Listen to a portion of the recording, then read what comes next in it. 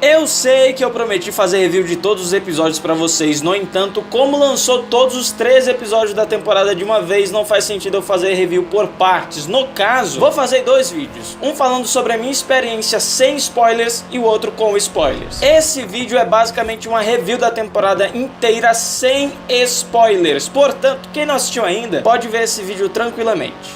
Tudo isso após a intro.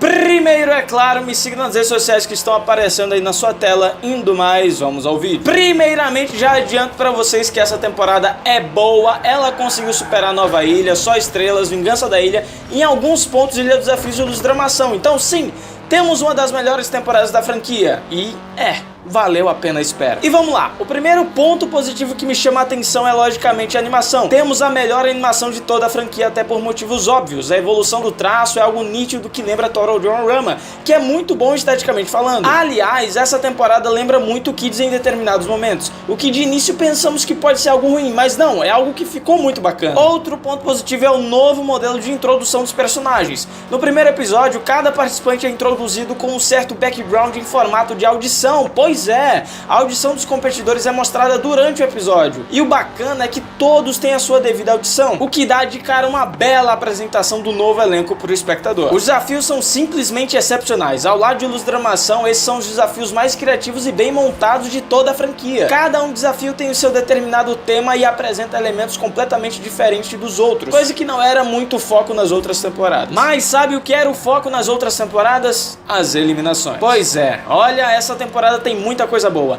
A locação na ilha não foi algo que me incomodou, apesar de eu estar de saco cheio das temporadas em ilhas, mas as eliminações, a maioria dos personagens tem o seu devido potencial muito pouco explorado. Isso se deve pela temporada ter infelizmente 13 episódios apenas, então é meio que óbvio que ficaria corrido. A boa notícia é que no último episódio temos a confirmação de uma segunda temporada com os mesmos competidores, o que faz com que ainda exista uma esperança de fazer com que os personagens mal aproveitados aqui sejam bem trabalhados mais pra frente numa segunda temporada. Voltando ao foco das eliminações, eu quis dar todo esse contexto de muitos personagens serem mal aproveitados justamente pelas suas eliminações. Acontece que nessa temporada nenhuma eliminação transmite aquele sentimento de injustiça ou de alívio ou de qualquer outra coisa. A preparação para a eliminação é muito boa, é diferente das outras temporadas. Você vê que realmente é uma cerimônia, é um evento importante. No entanto, as eliminações em si, as formas no qual os personagens foram eliminados, é meio broxante. Pra vocês terem uma noção, diversas eliminações de Nova Ilha são melhores do que as eliminações que temos aqui,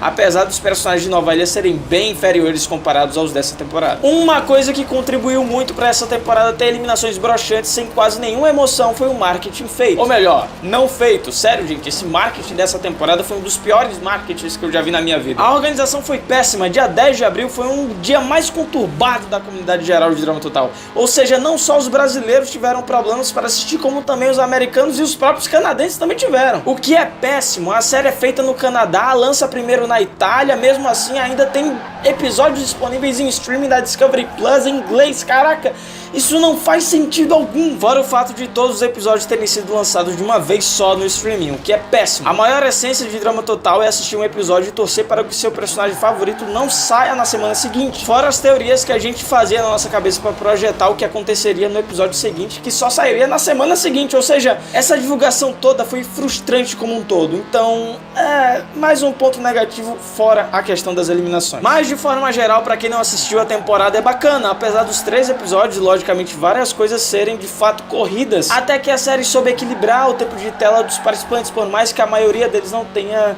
tido desenvolvimento praticamente. Um detalhe bem chamativo, em minha opinião, é que quando vocês forem assistir, percebam que as interações entre os personagens, entre as equipes em geral, são muito bem feitas. É algo até que natural. Durante os desafios ou antes deles, temos muitas interações, muitas cenas. Agora, um ponto negativo é: algumas cenas de interação são talvez repetitivas demais com o passar dos episódios, no caso. O que é que eu quero dizer com isso? A sensação que dá é que algumas cenas parece que literalmente foram repetidas, de acordo com algumas interações, então em algum momento pode ficar maçante. Mas claro, em seguida você já tem um desafio totalmente diferente e muito genial jogado na tua cara, então meio que você acaba relevando. Em compensação, a forçação de barra não acontece muitas vezes para situações nas quais pensávamos que poderiam acontecer, tipo as cenas do casal homossexual. Já adianto, inclusive, o casal gay da temporada foi surpreendente para mim. As cenas do casal não foram feitas de maneira lacradora e forçada como a maioria das obras atuais estão mostrando. Dessa vez temos cenas sutis e naturais. A minha única crítica em relação a isso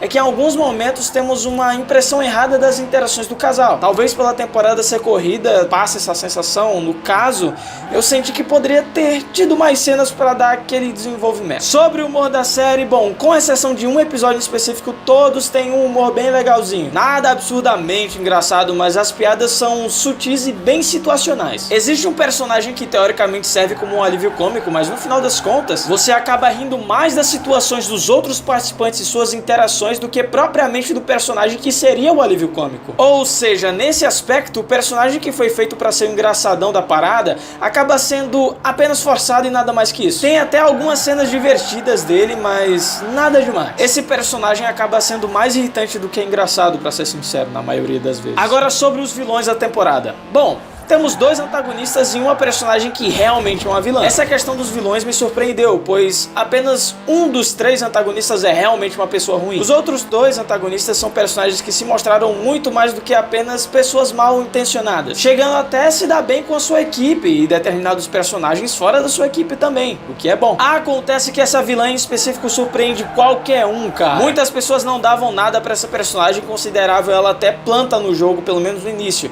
Apesar de tudo, mais tarde ela se mostra uma vilã de respeito e bota outros vilões da série como Mal, Joe, Sugar e Scarlet no chinelo. A vilã dessa temporada consegue ser muito boa ao nível de se rivalizar com o Scott, pra vocês terem uma ideia. Existe outro competidor que também é um antagonista e é um bom personagem e até que é um bom vilão nos momentos que ele precisa ser vilão. Porque, bom, ele não é vilão o tempo todo porque ele é um antagonista situacional. Ou seja, ele faz o seu jogo sujo em momentos específicos, mas de forma geral, esse personagem se provou um baita personagem. Ele junto com a vilã que mencionei praticamente dominaram a temporada. Mas não se engane, mesmo assim o tempo de tela consegue ser bem variado até, ou pelo menos bem melhor do que eu pensava que seria. É válido comentar que essa temporada é meio decepcionante em relação aos personagens que foram eliminados cedo. Eles são tudo aquilo que a gente não imaginava que seriam, o que me surpreendeu bastante. Mas eu nem pego no pé porque a tendência é que eles tenham o seu destaque na temporada seguinte, então provavelmente eles vão ter a sua redenção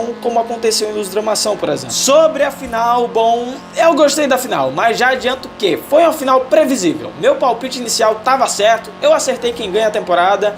Nem é tão difícil acertar na realidade, mas apesar da final ter sido previsível, a forma no qual ambos os personagens chegam é legal. Você realmente vê merecimento ali. Só que poderia ter sido bem melhor. Aparentemente não temos um final alternativo por enquanto, mas independentemente disso, acho que outros personagens poderiam ter chegado à final ou até mesmo ganhado, em específico uma personagem que, bom, eu não vou falar aqui. Indo mais, de modo geral, dou uma nota 7 para essa temporada. Talvez em alguns pontos eu esteja meio emocionado ainda pelo hype que desenvolvi assistindo a série. No entanto, é realmente uma boa temporada, valeu a pena a espera. Apesar da péssima divulgação e da organização horrorosa, e claro, termos finalizado ela em um dia, o que é broxante, mesmo assim, valeu a pena. Mas claro, existem coisas que foram feitas de maneira preguiçosa e as eliminações são meio sem emoção. No entanto, os pontos altos dessa temporada, como os desafios e os personagens em si, e principalmente as interações imprevisíveis, chamam a atenção. Resumindo, não é uma temporada perfeita, é corrida, é complicado aproveitar tudo que foi nos apresentado em 3 episódios, mas de um modo geral, valeu realmente a espera. De mais de 8 anos, inclusive. E assim, encerro o vídeo por aqui. Muito obrigado pela audiência, lembrando que esse vídeo foi uma review sem spoilers. No próximo vídeo será uma review com spoilers, onde nesse vídeo irei falar sobre cada um personagem, incluindo o Chris e o chefe, porque sim, tem coisas pra falar, tem pontos bons e tem pontos ruins pra falar tanto do Chris como do chefe. E bom, é isso. Pra quem já assistiu, comenta aí o que vocês acharam da temporada. Lembrando, por favor, sem spoilers nos comentários. Só no vídeo com spoiler, comenta em spoilers. Pra quem não assistiu ainda, comenta aí sua expectativa. Indo mais, aguardem um vídeo com spoilers. E caso quiserem assistir a temporada em inglês, link dos episódios para baixar no Google Drive na descrição. Um abraço e até o próximo vídeo.